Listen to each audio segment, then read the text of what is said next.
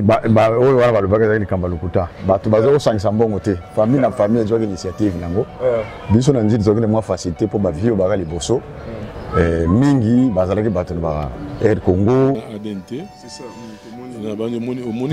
politique.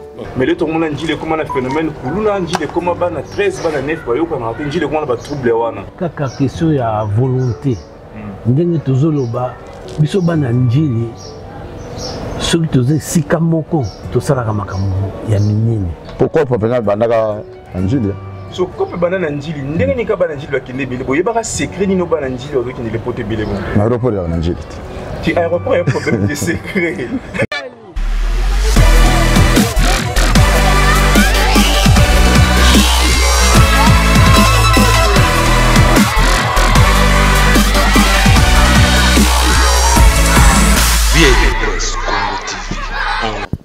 Mbote Kinshasa, Mbote Brazzaville, Mbote Diaspora, Mbote Mokili Mobimba, au Bolanda. Émission Abino, Kin 68 heures, les Canadiens, et puis presque Congo TV, la meilleure. Chaîne étant de la invité, Tapirou, chaîne Betel, non, solo, chaîne la Rabino Bastigier, au fortifierateur, édifier Rabino. Les autres bêtes, les solos, il y a pourquoi les solos, il y a Tamou Kene, vous allez bêler à travers le monde, au Bolanda, sur Internet, puis au Bolanda, sur différentes chaînes. Il y a télévision, les Ranakats, il y a ville, province de Kinshasa, soit sur TNT, puis au Bolanda, sur la Star Time, la Canal, puis la Bouquet, Nyon sur Bolandara, émission Nabino Kin 68 heures. Les gens qui ont amoureux, les lobes, moni na plateau, ils allaient bomber, plateau, ils allaient costaud. Au moni ben invité bazali ebele na ratia plateau auto zo décortiquer bon li solo moi mongo mon quête au so na bango donc ils ali solo mo to zo beta oyo na yambi président ya ADN na président ya SADN et puis na conseiller et longo la bango to zo décortiquer moi solo mo moi muke moi précision moi mo ebele oyo to yambeli bino bango na pourquoi ya lelo président ya ADN Mbote président Mbote journaliste. Boni santé. Santé eza bitoko. Mbali bosone ya mbabino na émission na biso Kin 68 ADN ezani na mokuse. Sali structure d'accompagnement. To yé parmi bateau yo bazalaki ba initiateur ndeki to lobby conseiller parce que to koma kolinga ko chama kambo qui fondateur te passé comment ko ba polémique inutile. Donc parmi initiateur en 2022 to salaki awa. Tout ça, les campagnes, et puis les Tozonga Ikuna, tout bandi pour rassembler Batou. Tout bien mis ça papier tout dans la préfecture, donc l'État en France, comme association, ou association qu'on est régie par la loi 1901. Donc, Batou tout basa contrôlé avant de pour exercer comme une association. Donc, il faut que vous allez enregistrer. Mais vous allez enregistrer, alors tous les 2 ans, il faut mandat ya président et Jean-Jacques donc photo tu as président ça selon statut nabiso selon statut nabino donc 2 ans il kokaki tout passer qui vieux chaplain avec le président après c'est comme na comme président donc il n'a pas ça qui vice président na comme président bozi parole bana comité selemaki erolobi ADN bo erbo saliango bo kota ki on bat na mitu ndengeni bat bandime bino lezaki facile pour bat bandima to bana njili musuba kinda pe poto avant bino basala eloko bongo te bino boye peut être après bango bo selo ko bozaki facile bat ko yamba bino. Non, ils ont la facilité. L'idée est pesama, mais dès que lobby na yoke, parmi les initiateurs, 3e face à Kati, où il faut matérialiser les cambouams. Tu vas jouer l'idée, mais où il faut matérialiser. Ils ont la facilité pour rassembler. Mais il y a ça qui ont pu nous accompagner, Batumsu Bazaki pour accompagner, Tubangi Mouvement Wana, autres que 3e année. Nous avons le président qui vieux chaplain, nous avons tête association pour nendi to lobby structure d'accompagnement biso pe mto ponaka ye cordon le toyaka na 2022 lobby a responsabilité à structure d'accompagnement après bon nous allons continuer mouvement télé président SADN bonjour. Donc, combien de réalisations ont déjà ADN, tout SADN, ont déjà bénéficié dans part ADN, il y a diaspora, dans la commune Angile? C'est 2, 3, 4. On est acquis dans une phase mon quoi. Là, vous êtes dans 3 quartiers. Dans 3 quartiers, 2, 3, 4. Tout ça, il y a 3 quartiers. Il y a tout ça dans 3 quartiers. Tout le bas qui bon maintenant. Il y a encore 10 quartiers Tikali. Tolobaki ezaki phase moko expérimentale hein. Tolobaki bon to mécana total qu'est-ce que ça va donner. Pour il fallait to continuer. Au moins il va quartier sous net 1 aujourd'hui 1 aujourd'hui 7 éclairage les ali to éclairer va quartier na te. Tozo pona kaka esika muli les ali moi mobuli les ali. Et Dieu merci projet ya kinelenda payer et ko éclairer pe moi ba partie mususu yango toujours solo na bande ko na biso ya den pour que total projet à lampadaire to ko continuer yango ou bien te to ko ki ko sala ba projet ou to ko tsaki pa na bango de 15 projets to ko tsaki neti ba réhabilitation ya ba toilette scolaire et sika ba na biso batangaka ça c'est un projet qui nous tient neti ba réhabilitation ya ba toilette scolaire et c'est ça c'est un projet qui nous tient à cœur. Tout le qui voit parmi les priorités au sapo bisomoro banandi to tanga na bekoli ya bien. La toilette ezaki bien mais il faut noter la siko bana biso esika bazotanga. La toilette pena eza moi mobuli yango to le que non. Celui to si c'est un projet ya lampadaire tokota na ba projet ya ba toilette scolaire to bongsana ba toilette scolaire sika bana biso bazotanga. Avant il n'y ait pas conseiller na za pa no ka président Sadel mutune zali bo est le loto ko mona njili to yebaka à l'époque njili zo bisa ba star zo bisa ba footballeur le to moni njili kuma mingi ba artiste comédien to yebi njili akalizala ka bongo mais le to mona njili kuma na phénomène kuluna njili kuma bana 13 bana 9 ba yoka na njili kuma ba trouble wana. Est-ce que vous espérez justement un njilo to banda ko yeba à l'époque là au début njili ba diaspora. Bon, c'est Aden to Saden to Ozomona Sunjili wana. C'est possible. Ezali kaka question ya volonté. Ndenge tozoloba biso bana njili soki toze sika moko tosalaka makambo ya minene. Yango tozosenga na banjilo nyonso to ndenge tozalaka na kala. Ngana ko longwa ngana vana quartier 6. Il y a dans quartier 2. Mais à Kolonga, dans le quartier 2, il n'y a pas de quartier 6, c'est lié, Sili, Kabwani, Nabaki, Kanaba, des femmes de Batunio surtout. Ce baillet, tu vas dire, mais au Kantaba, tu vas dans le quartier mort. Et nous, tu as tout ça, la sécurité en one. Donc, tu as zone Sabolino, tu as on a quartier à Njili. Njili, c'est possible. On peut le faire. Malgré les structures comme les belés.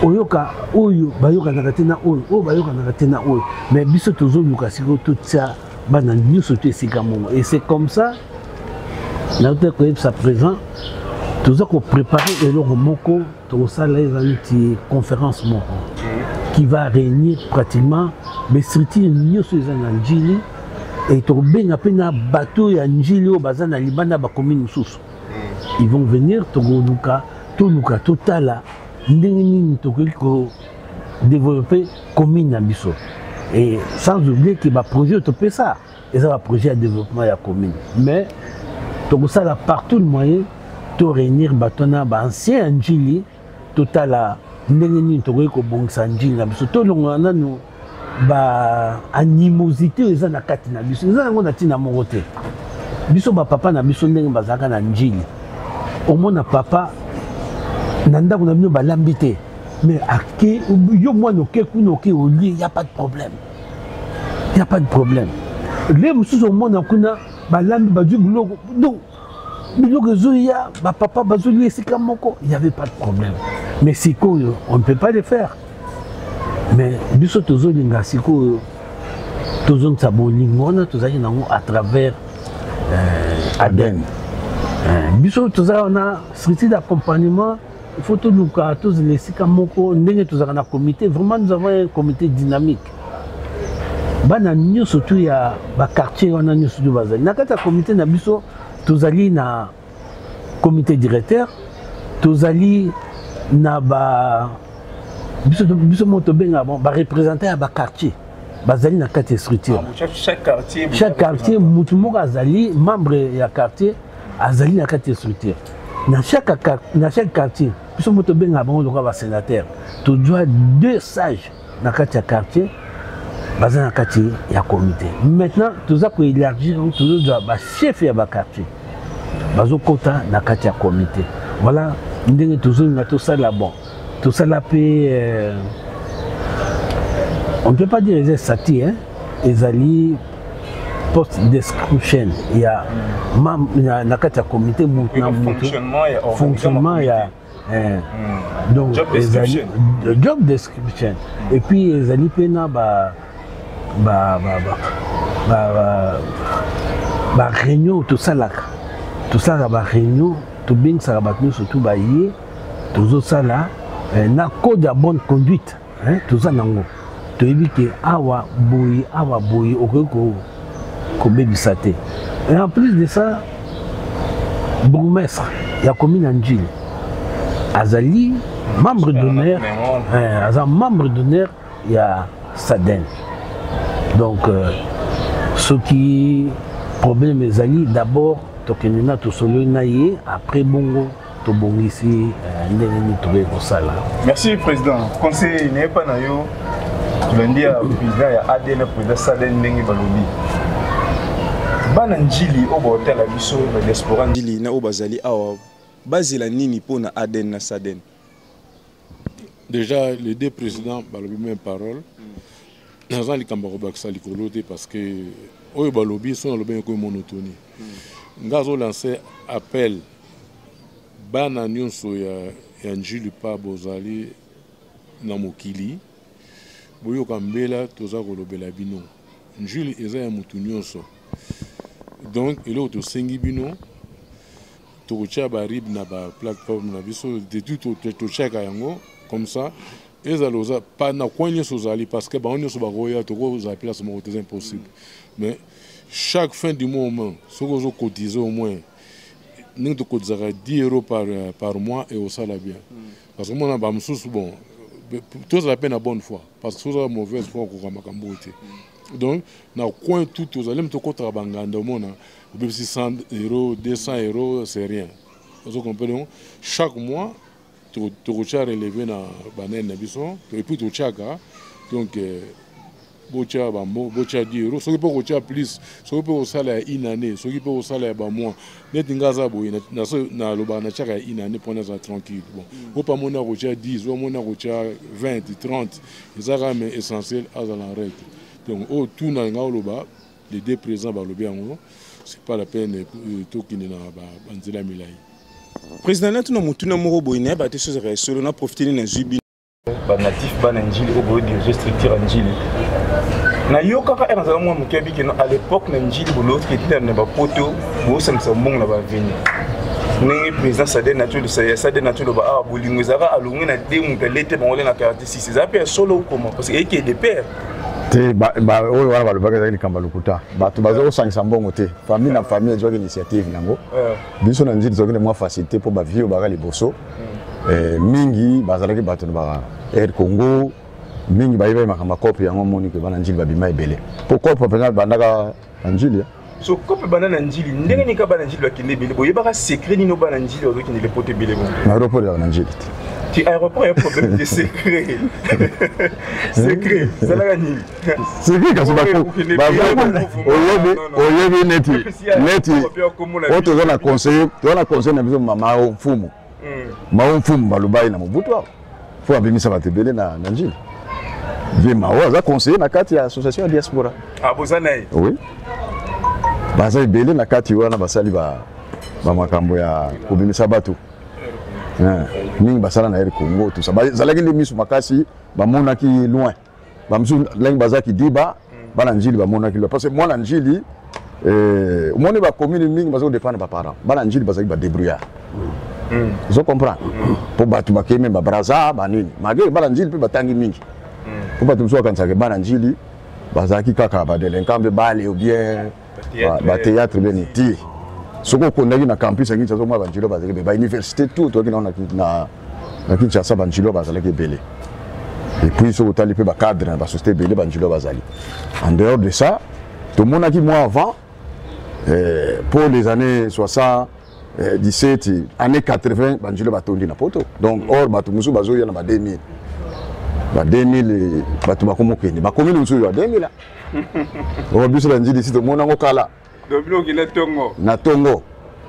So président de ba structure ya ADN ezandeni. Ezana président, vice-président, secrétaire, trésorier, organigramme nous organigramme ezali toza na président, neti ngai Gade Mukulu vice-président Azali Toskuba en Europe ndenge Azali le coup de bazana réunion de tozali to le basiba bazana réunion pour na France pour préparer assemblée générale tozana le 18 samedi ozoba eroya na poto mais le président Azali donc vice-président à co-dirigeant toza organiser tellement que l'absence il y a moko eko bouger te déjà bien structuré membre ADN au bazanit na ba Canada ba États-Unis ba Australie ba Asie kuna bo sala skonde na bon to l'ensemble ngi conseil sali à l'assemblée la wana nous ça na ta structure ba sala ba réunion pe bango problème na biso to komi yango wana tozali obligé to banda ko déplacer ezana ba projet na biso futo banda ko kende ba mboka wana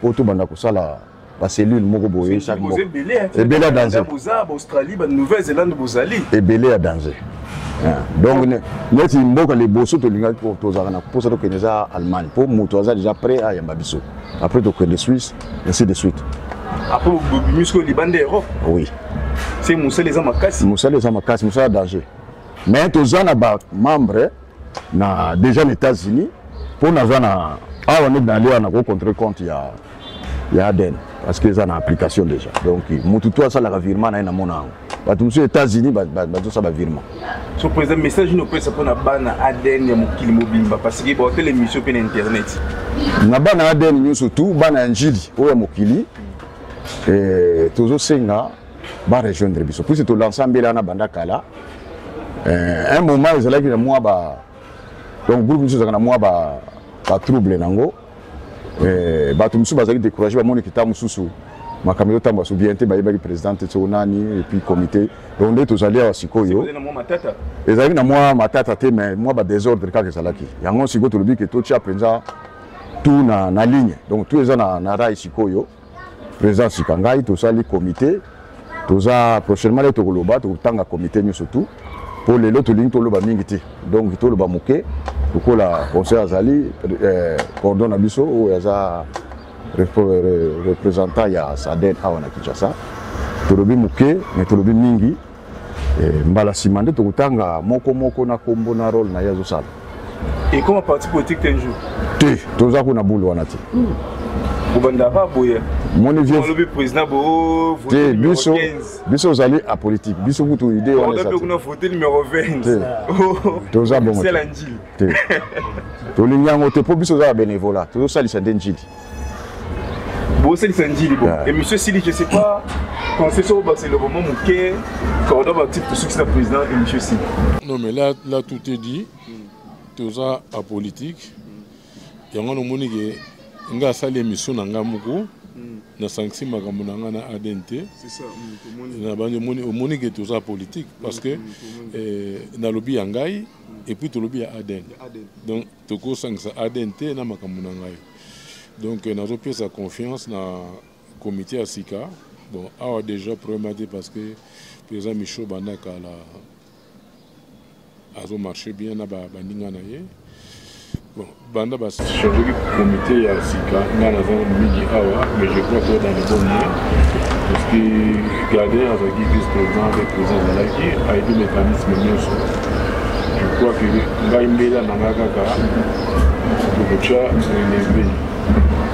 la plateforme, je veux plus le Tcha, donc de vous relancer sur ce bateau, comme ça, au bazar Missika, au bazar Kana, parce que c'est déjà ADN en France. Donc, tous en macafe n'ont pas comme la rénové, la bouteille a expliqué comme ça, c'est ça la merci. Cordon. Oui. Mot de la fin par rapport à Michel Lelo, ils ont Michel Libosso, mais sous côté série des émissions ADN, Saden, tout ça, la Salamo, tout l'endemain, la loupe, n'a pas de chaîne à bino, tout la qui en bébé. Je me suis dit que nous avons une invitation de même pour tout le monde, émission ADN en France, c'est possible. T'as président Zahana. Mot de la fin par rapport à Michel Lelo. Ils ont 5 mingi, tous en a 2 années.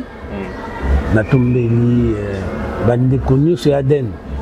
Bonne année, année moko, tobenga année ya malam, tout ça musala ndenge sengeli. Vraiment bonne année na bino surtout banaden na bana saden. eloko na kosenga kaka tozalaka moko mpo mwana nyonso aza mwana njili ayebaki azali membre ya SADN. SADN eza kosangisa biso nyonso bana njili eza te kaka oyo baza na comité na mwa bato non. SADN eza mwana nyonso ya njili. Et d'ailleurs la preuve ane ke na réunion tokosala prochainement bane belé bato ya membre belé baye basi apesi dia bakombo na bango bazoya. Donc il y a une évolution. Bon, adhésion pénale eza makasi yango tolingi tozapena liboki tozongisa njili na biso ndenge ezalaki à travers SADN. Donc moi na nyonso njili ayebaki azali membre ya SADN toboyaka mutu moko te biso nyonso tolingi tozali liboki parce que baprojet tokosala biso mo babénéficiaire. Bien sûr que oui. Donc biso mo babénéficiaire il faut tozala ini ndenge conseiller de Vina présent nous sommes en politique hein. Bon na mutu aussi toloba que nous ça makamno la politique en dehors ok ça makamno ici mais quand tu es avec nous dans un cadre ya SADN toujours tu na makamno etali développement ya commune. Donc bisika nyuso bozali o bayebi micho bon moi on ba mingi ezate mbote na bino nyuso. Président Michel, si les mots de la fin pour l'émission, bonne année, la diaspora, surtout en Njili, où il basé à travers le monde. Bonne année 2025. Je souhaite Bango que de bonnes choses. Ici, sur la ligne, Baya nombreux, pour tout ça, là, autre chose pour Njili. Merci. Président, numéro de contact, en Australie, à l'Indie, numéro de contact. Au Thier 0033 donc la France. Ce que ça sur plate au 06 41 58 73 22. Voilà le numéro nangai. 06 41 58 73 22. Pour le monde en France, on va hors France. En France, sur la Benga wana na WhatsApp au Zwangai. Partout. France code plus 33. Là au Thier 0033. En France. Même il y a conseiller à couper sans payer mon co. Dans un numéro. Oui, conseiller numéro, on a payé pour la Hollande. Vous avez posé beaucoup de Aden. Oui, bon. Besoin de Aden. Numéro Nangezali 0033 78 58 19 87. 0033 78 58 19 87. Donc, pour moi, salutation, na Sambote na petit nanga Sera de Mazikou, René Kokila, pendant Aden au moins raté, c'est Sera de Mazikou, René Kokila, na trouvé mon kuna. Et puis, la famille n'a gagné, et puis la famille a battu donc na suki wana mais mingi Serado René Kokila Jansi Kindoudi donc boza ba leader na côté à Vitry choisi les rois donc boza la campagne batbaya côté na Aden. Merci. Cordon numéro awa. Bon numéro awa ezali 089 550 32 26 donc 089 550 32 26. Numéro on ils ont WhatsApp. Au Benga, il n'y a pas de problème.